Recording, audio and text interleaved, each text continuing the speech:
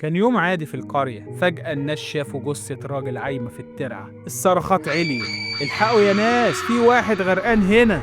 جريوا بلغوا البوليس، والبوليس جه وطلع الجثة. جسمه ما فيهوش لا كدمات ولا جروح، شكله غرق طبيعي. لكن لما الطبيب الشرعي فحصه قال في التقرير بتاعه الراجل مات غرقان فعلا، بس مش في الترعة. المية اللي جوه رئته مش نفس مية الترعة. المباحث بدأت تدور ازاي جثته في الترعة وهو ما غرقش فيها اصلا. وهنا الخيوط بدأت تتكشف. الراجل اللي غرقان ده كان ليه صديق مقرب، بس الصديق ده كان في الحقيقة عشيق مراته. الاتنين خططوا ازاي يخلصوا منه. قعد مع جوزها وقال له: بص يا صاحبي، في كنز موجود في البحر وانا عارف مكانه كويس، وعايزين نطلعه مع بعض انا وانت علشان ما ندخلش حد غريب ويطمع، بس لازم تتعلم تعوم وتغطس كويس علشان نعرف نطلعه. الراجل صدق كلام صاحبه وبدأ يتعلم العوم، لدرجة ان البلد كلها عرفت انه بيتعلم العوم. وبعدها العشيق قال له: انا هدربك ازاي تحبس نفسك تحت المية اطول فترة ممكنة. جاب برميل كبير مليان مية وابتدى يحط راسه